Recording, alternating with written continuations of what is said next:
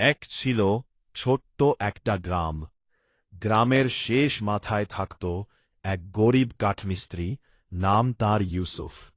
ইউসুফ খুব সৎ মানুষ ছিল। দিনে কাঠের কাজ করত, রাতে নামাজ পড়ে আল্লাহর কাছে দোয়া করত।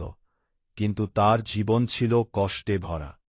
ঘরে খাবার কম, টাকাও প্রায় শেষ। একদিন ফজরের নামাজ শেষে ইউসুফ মসজিদ থেকে ফিরছিল।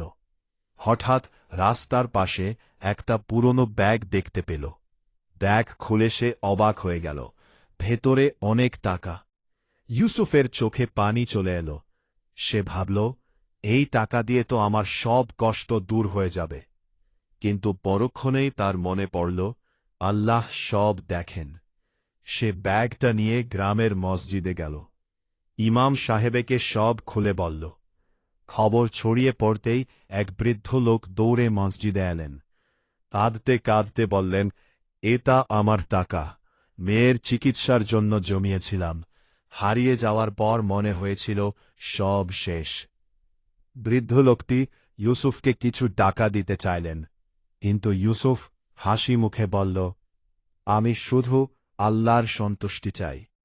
সেদিন রাতে ইউসুফ ঘুমিয়েছিল। হঠাৎ দরজায় কড়া নাড়ার শব্দ। বাইরে গিয়ে দেখে গ্রামের এক ধনী ব্যবসায়ী দাঁড়িয়ে আছেন। তিনি বললেন, আজ তোমার সততার কথা শুনেছি। আমার দোকানের জন্য একজন বিশ্বাসী মানুষ দরকার। তুমি কি কাজ করবে? সেই দিন থেকেই ইউসুফের জীবন বদলে গেল। ধীরে ধীরে তার কষ্ট দূর হল, কিন্তু সে কখনো নামাজ আর সততা ছাড়েনি।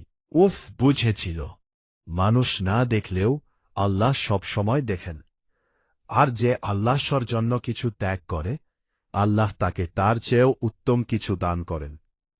শিক্ষা: সততা কখনো মানুষকে ছোট করে না। আল্লাহর উপর ভরসা রাখলে সঠিক সময়ে তিনি উত্তম প্রতিদান দেন।